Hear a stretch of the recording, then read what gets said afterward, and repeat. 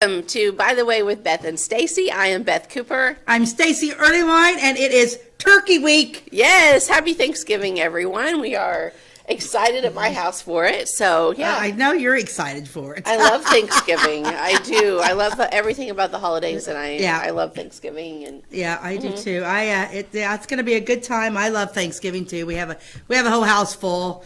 I got to go to the store today. I did get a turkey though, so this is interesting. About 2 weeks ago, I'm like, you know what? I'm gonna start getting butter and cream cheese and all that kind of stuff. So I'm over there and I'm like, gosh, don't forget to get a turkey and get it whenever you can. Blah blah blah. Thaw it out. Well, I came across these big old honking butter balls, and I'm like, well, those aren't frozen. They're thawed.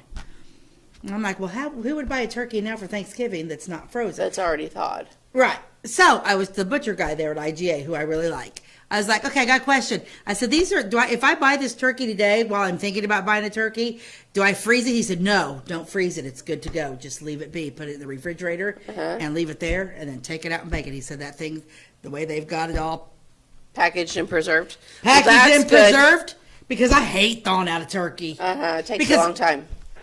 Because here's the deal. I went old school. You had to, because the first year I did it the way they told. But it did that right there, 3 days before. That sucker was still frozen when I pulled it out to bake it. And I'm like, well, that didn't work. So then I'm like, okay, am I going to kill the family? I'm like, well, we're going to risk it. We're all going together. We're all going together.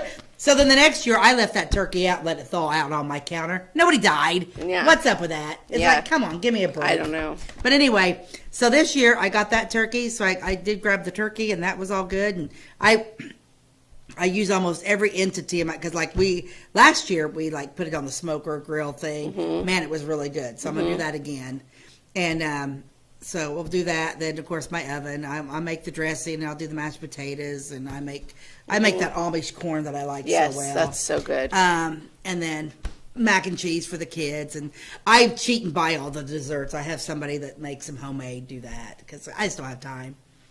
I don't have time to do that. Do you cheat and buy desserts too? You have your mom. You cheat anyway.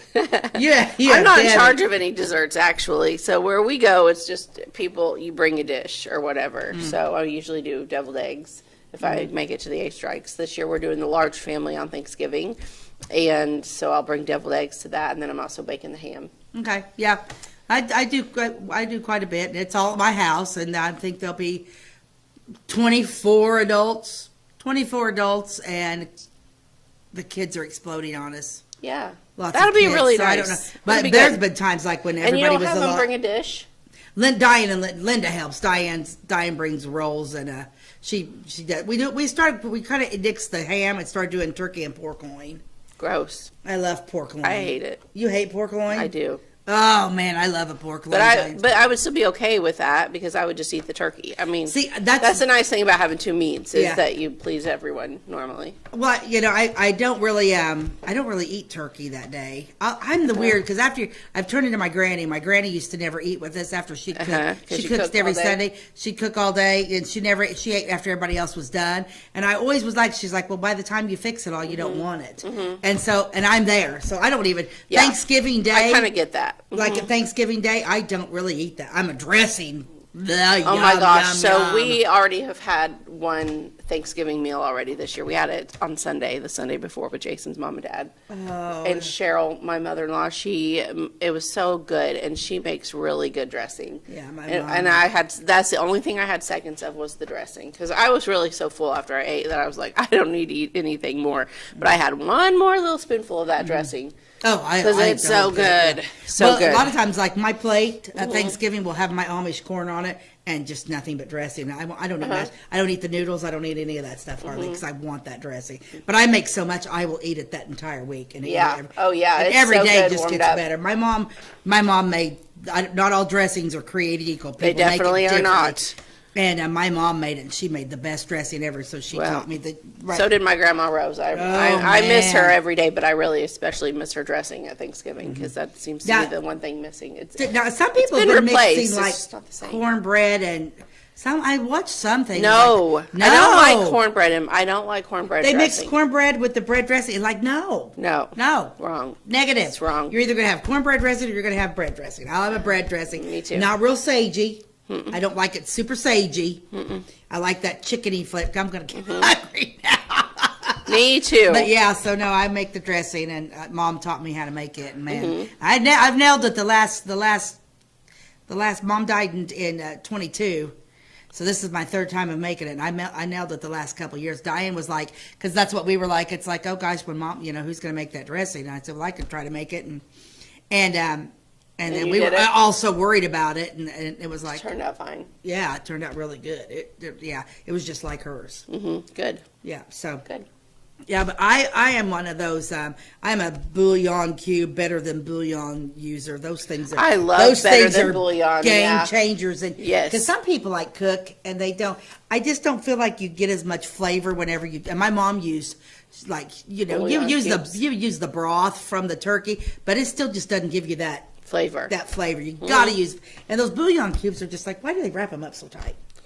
I still like them too. Them old fashioned. I start saying, you still use the old fashioned, or you I use use the them better both. than bouillon? Sometimes I use them both. I just use that better than bouillon. I love better than bouillon. I put it in everything, except I put it in my vegetable soup, game changer, anything that's brothy, better than bouillon. Yeah, that's. But sometimes, I'm like, oh, I just want to unwrap one of them little red things or gold things and dump them in there. Yeah. Okay. Yeah, I'll mix them Okay. sometimes, just whatever. Whatever you have. I'm a dumper. Well, I That's think why I'm that a better than terrible baker. bouillon has gotten pretty expensive. Yeah, What was it the last time I bought it? Like six something. Yeah. Yeah, and my little cubes are. They're cheaper. My cubes are there just in case I open up the door and there's no better than bouillon. Yeah. That's where my cubes are at, because I'm like, okay. But yeah, anyway, it was just like, but that's what I'll be doing. I got to go to the store today after we record. Yeah, get all your groceries. I've already got my I did a ham. whole lot. I do need to set it out to thaw though, because it's about that time. You get one that's already, is it cooked already? Technically, yes. I think. Aren't you could go most ahead- hams Yeah. already cooked? I tell you what, if you haven't bought your ham yet, the ones in the purple foil at Walmart, it's a Sam's Choice brand ham purple foil. Perfection. I don't use I make my own homemade baste or whatever and put it on there, but it's really good ham. It is good ham. Good ham. So not all, I don't like some. Not all hams are. all Some of them hams- are fatty, and they have a Ew. ton of that.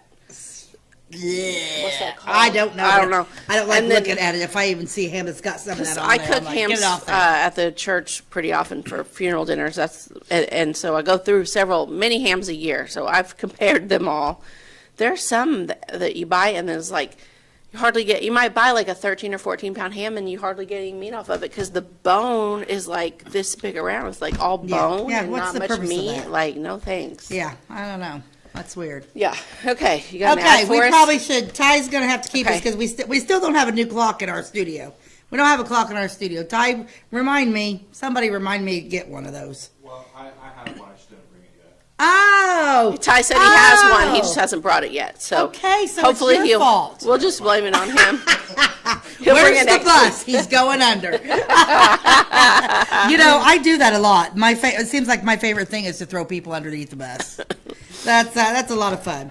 Well, of course, for the ads, we record 2 episodes in one day, and so both ads are turkey. Okay. Even though one, I'm like, oh my gosh, I haven't got any turkey yet. This, once again, month is gone, and I don't know. even know what happened. So let's do this one. And I thought this was a funny one because it's like, beer belongs. Enjoy it. I've never known a Thanksgiving dinner. Look at Grandma. Here, look at that beautiful table.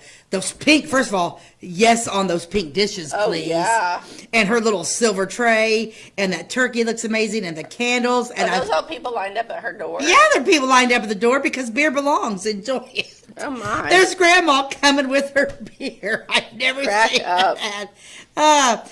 In this home loving land of ours, in this America of kindness, of friendship, a good humor, tolerance, perhaps no beverages are more at home on more occasions than good American beer. That's right. For beer and ale are the kinds of beverages Americans like.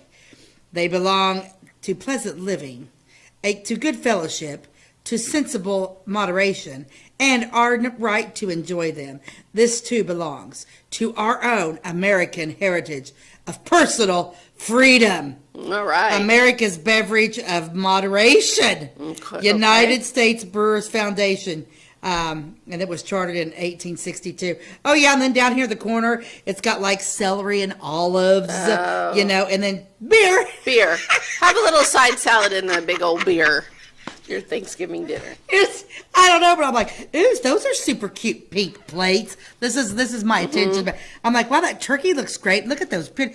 Is that beer? But I make it bigger. It's like, okay, I totally have to do an ad. But Grandma looks like she's already been drinking. She does. It's almost like a, you know, of course, it's that always ever joke, you know, everybody's like, oh, it's the holidays, time to buy my Prozac. Yeah. I don't know, but goodness. yeah, it's going to be an enjoyable Thanksgiving. I always like it. I'm usually tired going into it, but I sit back and just let it all happen. Yeah. So it is what it is. I don't get too shook up anymore about Absolutely things. not. So. Anyway, is it time to take a commercial? Yeah. Okay, we'll take a commercial. We'll be right back. We like technology at Flora Savings Bank. Here's what you can accomplish in our mobile banking app in less than 30 seconds. See account balances in your transactions, set up an account alert, make a transfer between accounts, get an alert text message about your transfer, pay a bill, turn your debit card off and then back on. It all happens in the palm of your hand with our free My Bank to Go app. Search My Bank to Go in the App Store or Google Play and give mobile banking a try. Flora Savings Bank, member FDIC, and equal housing lender. My name is Robin Stanford. I own Stanford Marketing. It's a promotional products business along with an embroidery business. And we do custom hats, t-shirts, anything, you name it, we can make it. People like that we do stuff in-house and we can actually make things here and that we're not contracting to work out to other places. We never say no. We always try to find a way to do it. If anybody can do it, we can do it. We are hardworking women, that is for sure. Come to Stanford Marketing in Flora for all your custom and promotional needs. Give me all your lumber. Doors, paint, windows, electrical, plumbing, and much more. Oh yeah, give me all your guns too.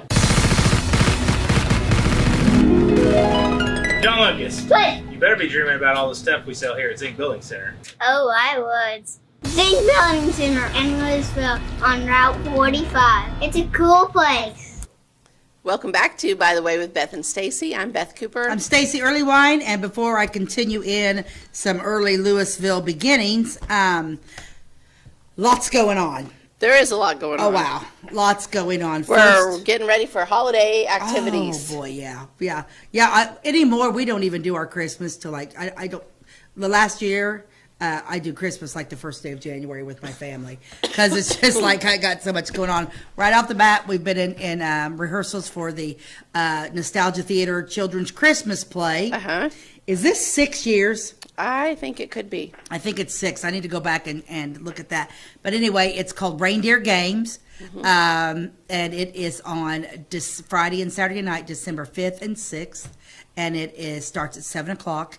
It's the annual play that we started doing. It's either 6 or 7, I can't remember. And yeah, it's a lot. It's a lot of fun. 7. Lot.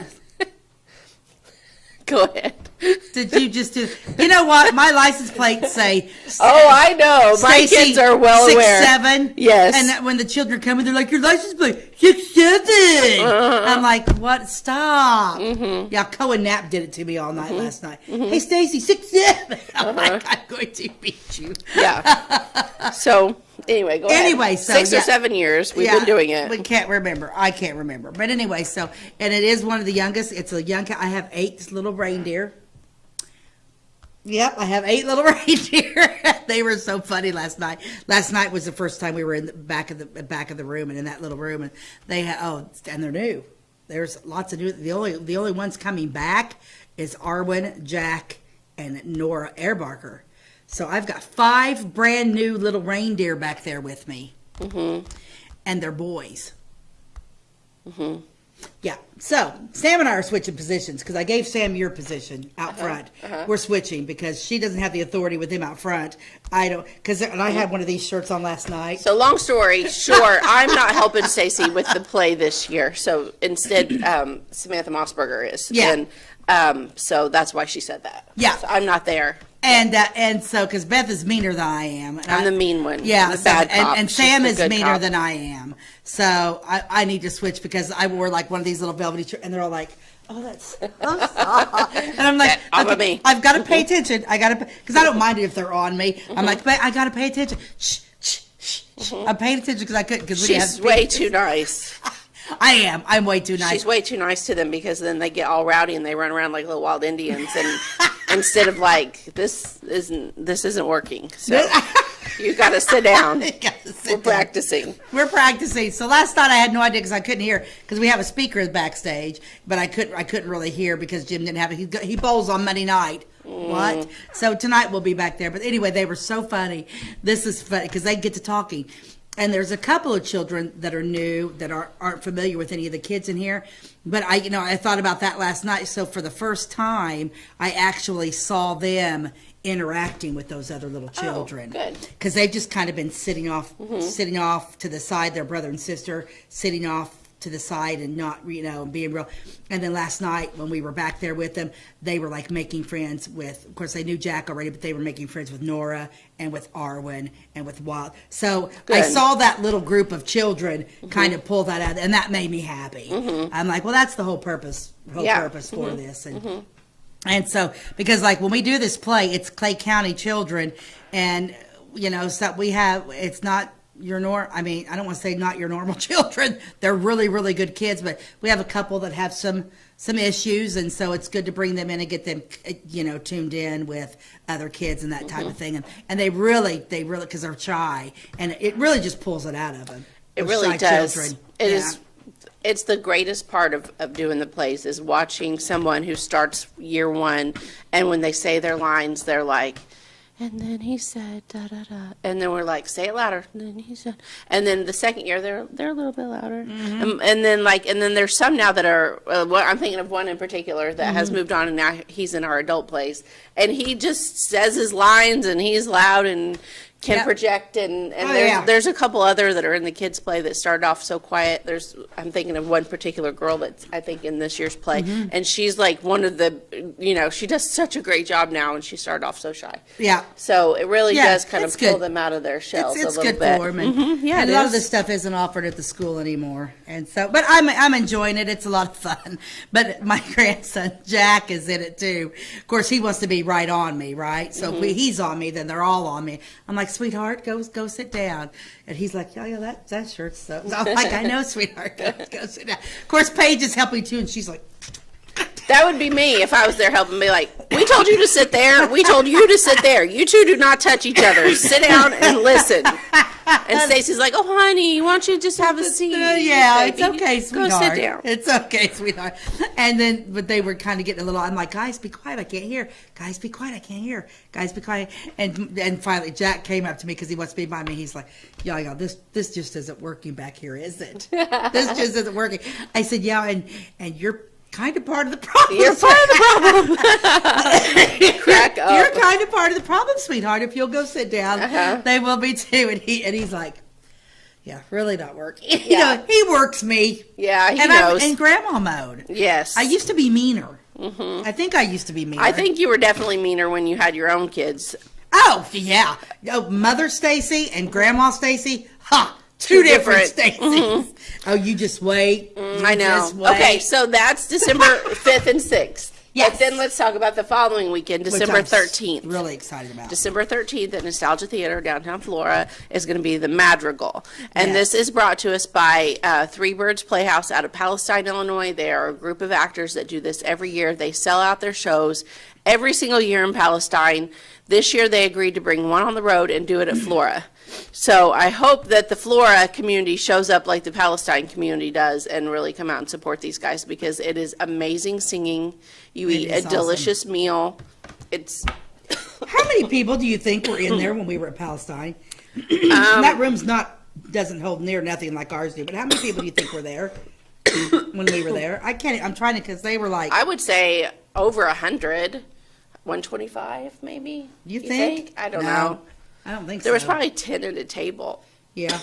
Was there? Excuse I me. can't remember. It was set up. I was trying to figure out. How many was there, because it seems like, because that place is split up in 2 different sections. We definitely have more space. We have more room. Mm-hmm. I figured when we were there was probably about 75. Okay. That's what I was thinking. But anyway, we hold 250. So I really want to, when these people come, put on a big show, and it's going to be a great night. You're getting dinner, you're getting dessert, you're getting a show, singing, people you've never seen before. It's not the usual people you're used to seeing in here, and plus it's a fundraiser for us. The fact they're being very generous to Nostalgia Theater, and we are a 501c3, and we don't make money. We have 2 or 3 big fundraisers a year, and that sustains us with just donations from the community, which are few and far between. So tickets are $30 for an adult or $15 for a child. If they're age 4 or younger, they're free. And children ages up to 13. So after 13, they need to buy an adult ticket. But yeah, it's going to be really good meal and a really super fun night with it. It's like a medieval beautiful, yeah. themed evening of singing and joking and Just lots of fun. Yep. A lot of people around here don't really know what a madrigal is. And I was out to lunch with some ladies from Alton over the past week, and I mentioned it, and they're like, "You're having a madrigal?" They're like, "We have been looking everywhere for a madrigal to go to." At least one of them had. Her name was Sandy, and she was like, "Where is it? Because I want to go, because we love to go to madrigals." Well, did you tell him? I told her, yeah, I did, but I'm not sure it's going to work out for her to come. But anyway, it's like people in other communities are really aware of what a madrigal is. We've just never had one in Clay County before that I know of, and if we have, it's been a really long time. And, it's something other communities are wanting to do, looking for, trying to find, and so we should, realize that. Yeah, and it's for all It's an ages. It's opportunity going to be here. a great night. It's a lot of fun. It's going to be beautiful in there. Which, by the way, are you going to? After that week, after the children's play, it's going to be your Say No November. So that means you can't tell me no when I want to go in the woods and cut down, because we're going to decorate it with fresh greenery. Yeah. I'd say gonna no to take Jim everything with in us. November, We but may have to take December. Jason, too. Yeah, he'd be good to take. We need to take Jim and Jason. And I was at my sister Linda's house.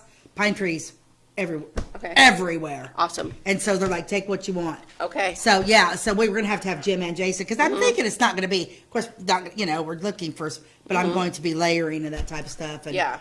yeah, I'm excited about it. I got the pokers and the ring tire. I got it all. I got Okay. everything when I was. Anyway, I'm excited about the madrigal. Yes, I'm really me too. excited about the madrigal. I really want it to be a great, great, great thing. Okay, what are you talking about today? Okay, so this is Louisville and Its Beginnings. It's actually by Harley Bonham, published by the Clay County Genealogical Society, October 2004. And we've talked about the early beginnings of Clay County and Florida, but this goes back to the 1700s and talks about the French settling Louisville. So there might be some words that I really don't know what I'm saying. You don't speak French? Mon fils de coca paillement. I don't know. I'm thinking. I yeah. can sing Lady Marmalade. I'm thinking Les Competents. That's what from Home Alone, where she's like, Kevin, you're what the French call les competents. That's the only French I know. Yeah, I don't know anything. But anyway, so this is I was like, I grabbed it. I picked it up.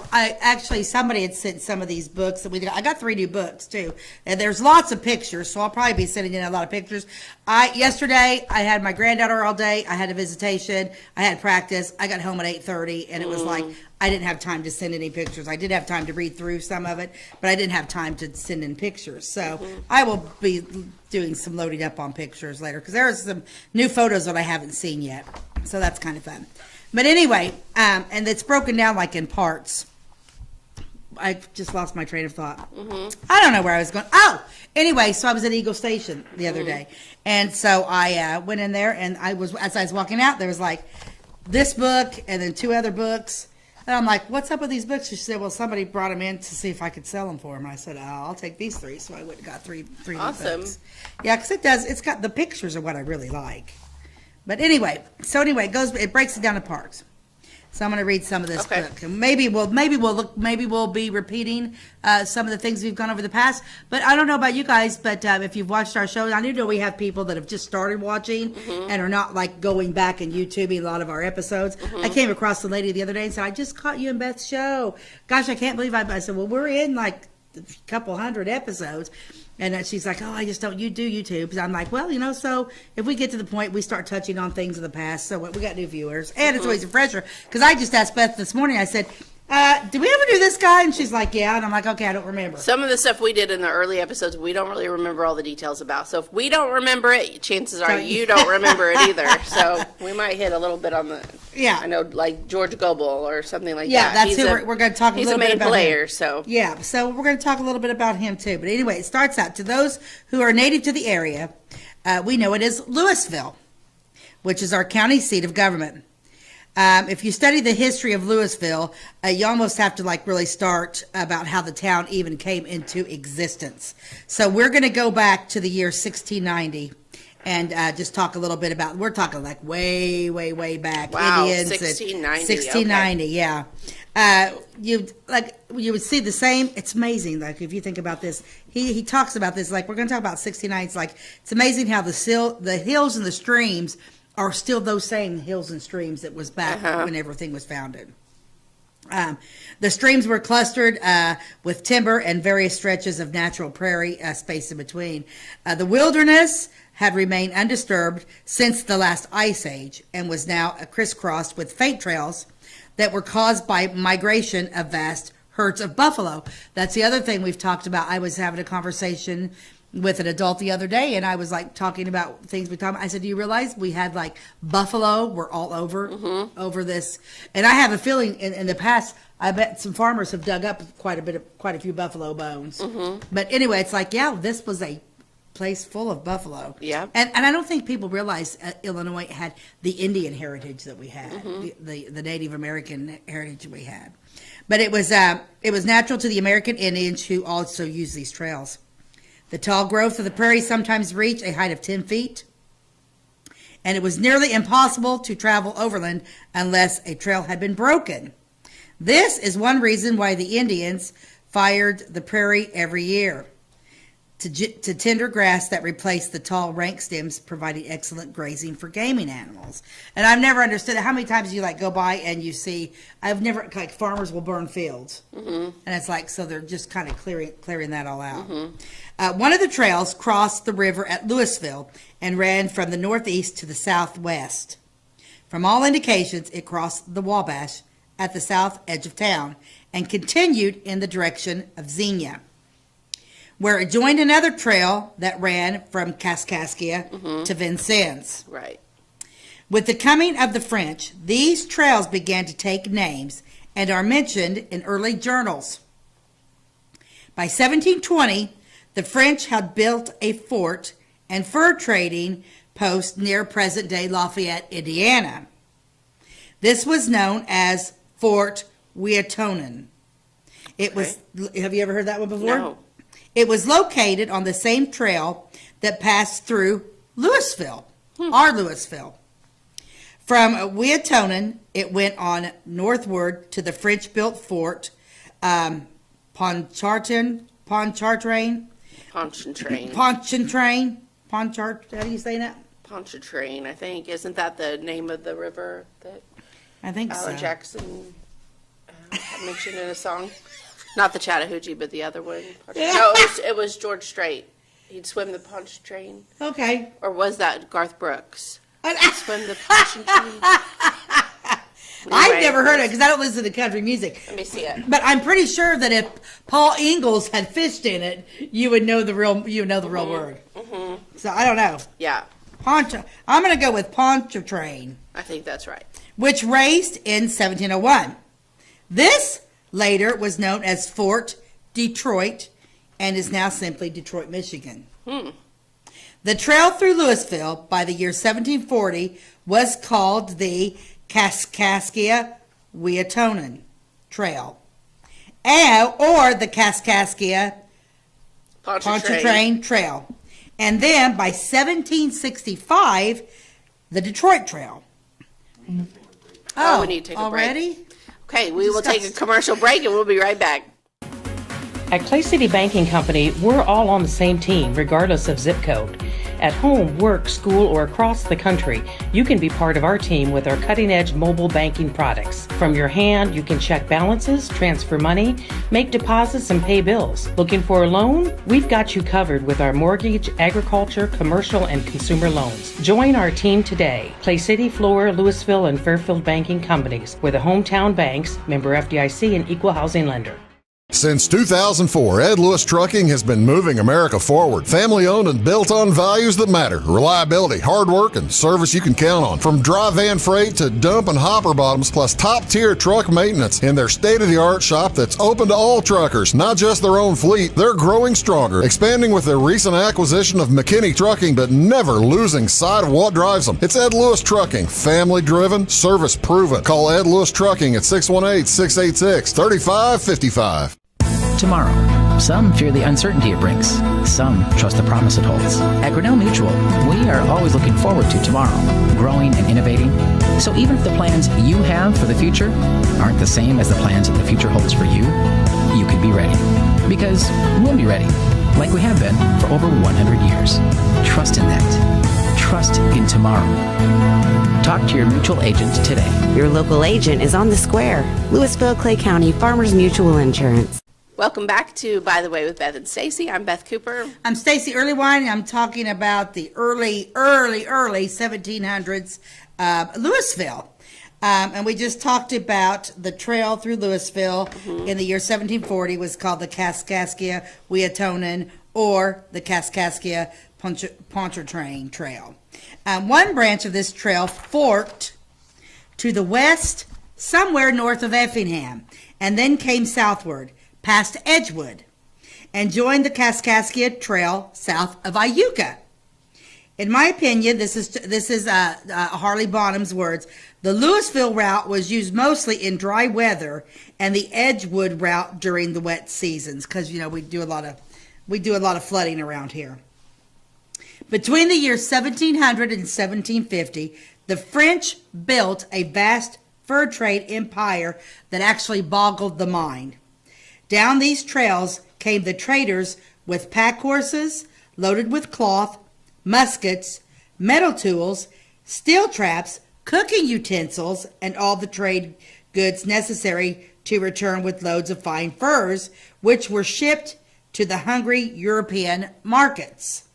Unable to see into the future, the noble Redman did much to deplete his own way of life. And when he talks about the noble red man, I'm assuming he's talking about the Indians, because now they're doing trade with all the Europeans and Yeah. Well, I had to Google who sang that song because I had it. Wait. Okay. George Strait. It is George Strait. It's Adelida is the name of the song. Adelida. Adelida.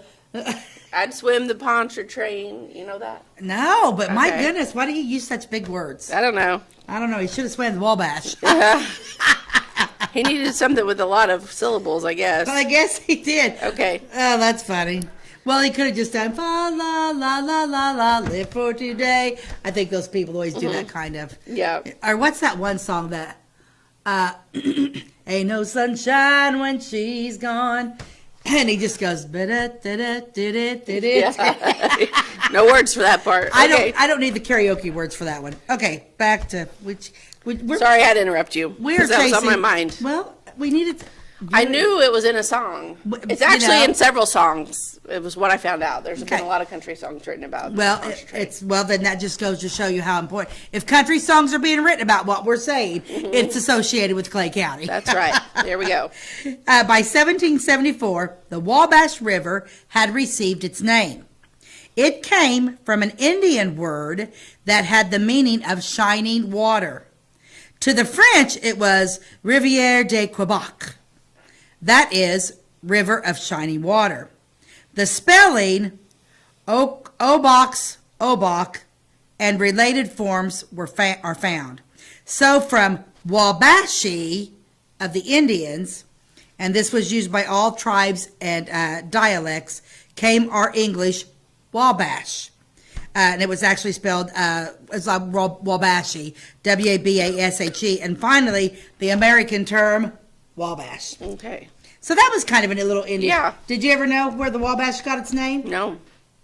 See, it's a good thing I picked this book up, isn't it? I thought there were Native Americans called the Wabash. Yeah, Wabash means shining water. Okay. So the natives named it. The year was 1754, which would be 100 years before Clay County was actually Clay County at the time. Also saw the outbreak of what was actually the world's first World War. This lasted for 9 years between France and England. The contest was for the control of the giant wilderness empire that reached from our Atlantic coast westward to the Mississippi and beyond. In this conflict, the Native Americans became involved and furnished more blood than did all the English and French put together. In the end, France lost. England soon began to reap the vast profits from the fur trade, and commercial hunters, both Indian and white, continued to deplete our area of game. So basically the French were here, and then the English are like, hey, what's going on there? This fur trade mess sounds like really good, so we're going to come in and take it from you. And so they had a big war. Indians probably fought on both sides. Sounds to me like more Indians were killed than anybody was. Probably. And then, the English come in, which I know we're all from European descent, but when you study, I love European history. The English were horrendous people. They really, you talk about your Irish, your Scottish, your Polish, your Germans.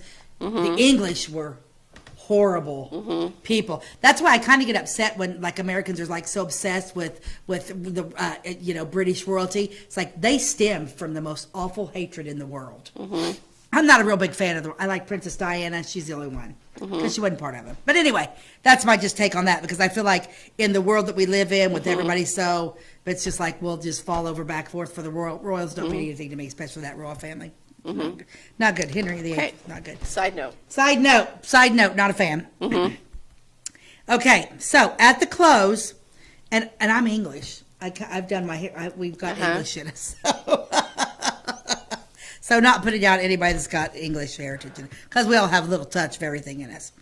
At the close of the American Revolution, the area where Louisville is now located became the property of the United States of America.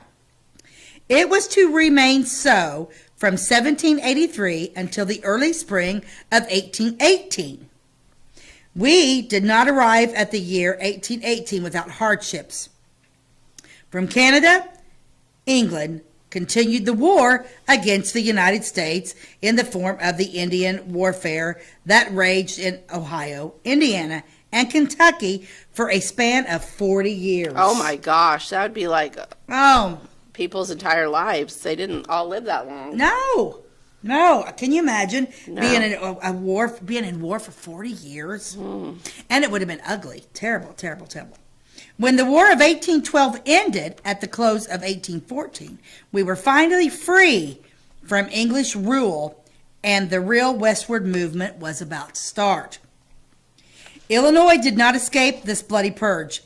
Indian massacres had started as early as 1784 in what we now call Monroe County. Where is Monroe County at? Well, what is Monroe? I don't know. Ty, you may have to. Where's Monroe County? I feel like it's over towards St. Louis, but I don't know which. Yeah. By the end of 1812, the Americans had built nearly 75 log forts in the southern one-third of Illinois. These were civilian forts, and most were constructed under the supervision of Territorial Governor Ninian Edwards from 1809 onward. Yeah, it's just south of St. Louis. So Monroe County is south of St. Louis. During the War of 1812, massacres occurred as close as Lawrenceville and Carlisle. None occurred in Clay County simply because there were no whites living here. Interesting. right? John Macaulay, who we've talked about several times, who was the first to arrive in 1810, wisely left his hunting camp for the duration. Fort Hill in Bond County came under siege 3 times during the war, and Fort J. Hill at Carlisle endured 1 short siege and suffered only 1 fatality.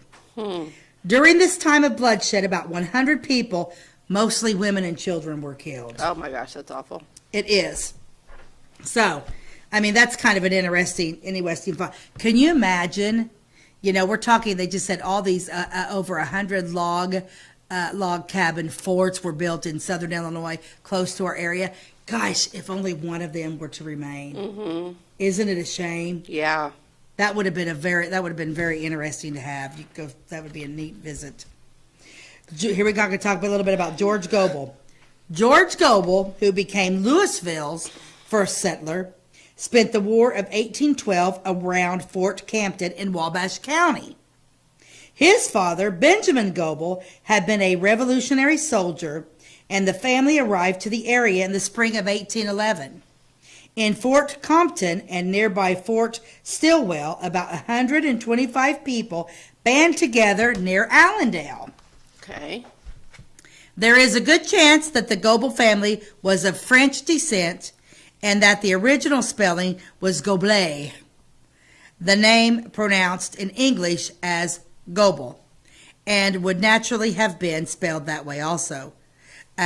This writer didn't know what time George Goebel arrived in Illinois territory, but it's documented that it was between 1811 or a little bit before. So, do you know much about your heritage? Like, have you ever studied your tree or anything? Because, we did ours. The Franklins are German. Early Wines are German. The Hemphills are Irish. And then Jim's mother is Polish. So we've got that all going in us. But it was so funny because, we found the Early Wine German.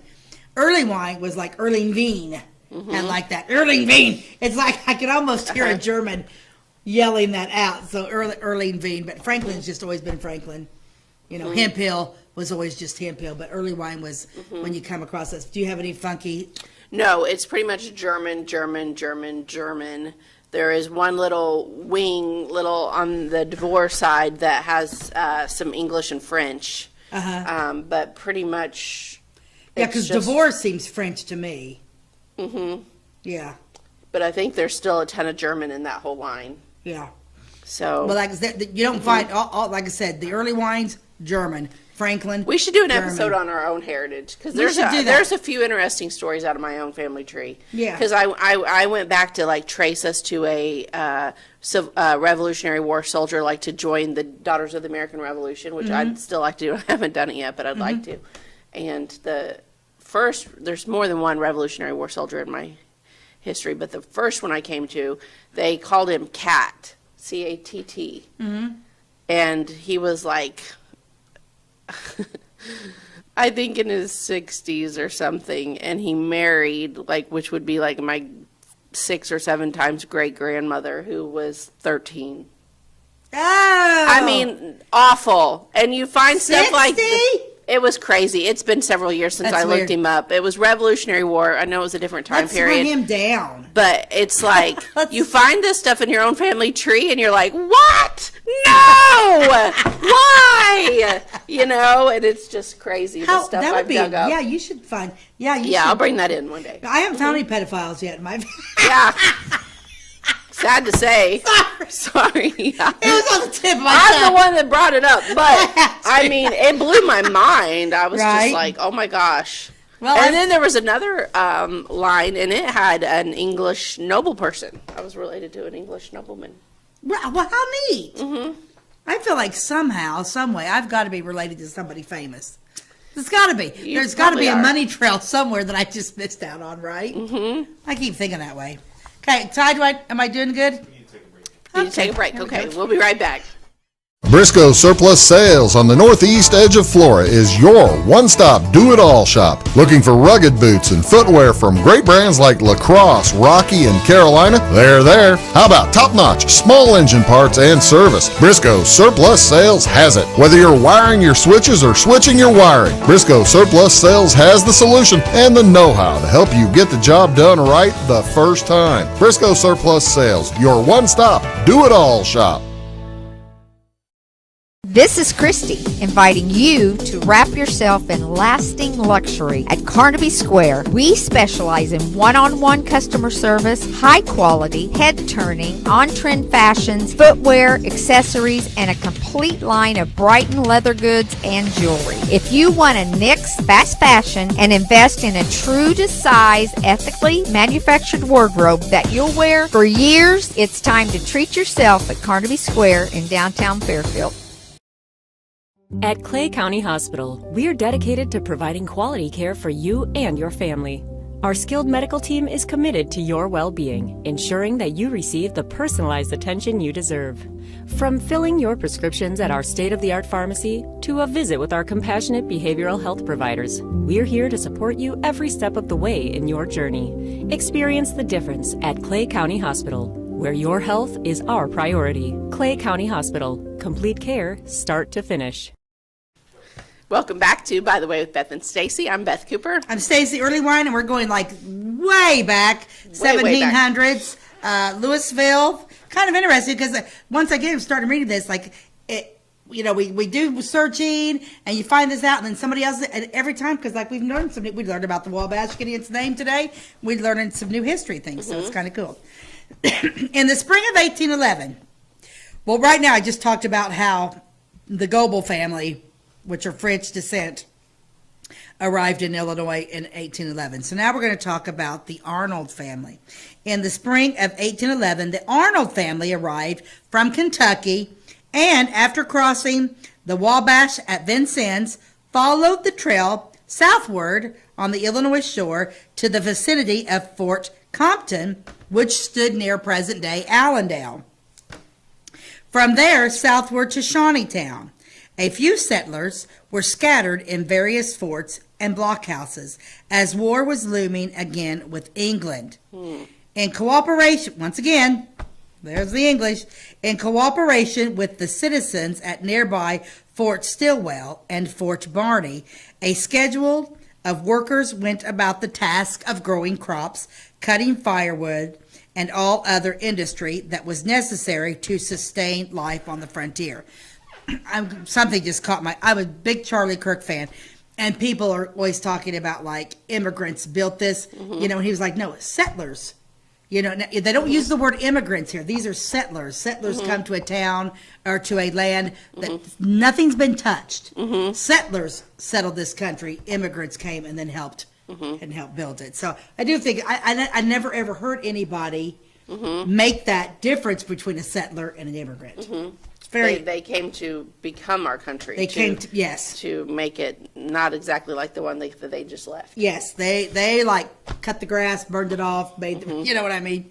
So it's kind of interesting talking about these early settlers, because if we can say anything about these guys, they had grit and gumption. Grit and gumption for sure. Can you imagine? No, and their wives and their children, all they endured. Oh, everything they endured. Yeah, it's crazy. Did you ever watch that movie, Far and Away, with Nicole Kidman and Tom Cruise? Yes. I'm going to watch that again because I think I would find it more interesting now that I'm a little bit older. I only watched it one time. I only watched it one time, but it's kind of neat how like people just took off and wherever they staked their claim is, you know. I'm not a big fan of those two, but I could watch it again. Yeah, I'm not a real big fan either, but I think I could. I like him better than her. I don't like her at all. Yeah, I don't know about her. She's lost it. Sometimes these women get older and they can't deal with the fact that they're getting older and they do crazy things to, I don't know, whatever. Maybe. I don't know. I think you just go with it because you're going to grow old or you're going to die, one of the two. Right, I mean, isn't growing old the goal? That's what I would think. That's when people say, I don't want to get old. Are you kidding me? So you want to You want to die? Yeah. What are you saying? Are you suicidal? Like the people that moan and groan about another birthday, oh, it's my birthday, don't bring it up. It's like, what They've would never you rather, faced death before, have would you they? Exactly. Would you rather not be having a birthday? Or you want to be dead? I don't understand. Did I ever tell you that story? I was doing Dorothea Pringle's hair at Clay City, an older lady, and I think I was going to turn You did. 30. You were turning 30. But say it again, because I don't know if you told me on air. You I told was me. I was turning 30 years old, and I was in the shop, and I was doing her hair, and I was like, gosh, man, I can't believe I'm leaving my 20s. I'm going to be 30, and I just kind of was like, man, I can't believe I'm going to be 30. And Dorothea, who at that time was probably in her 60s, late middle 60s, she said, well, honey, that's a good thing, because how did she put it? She said, well, Stacey, I don't think I would complain about that, because God doesn't have to give you another birthday.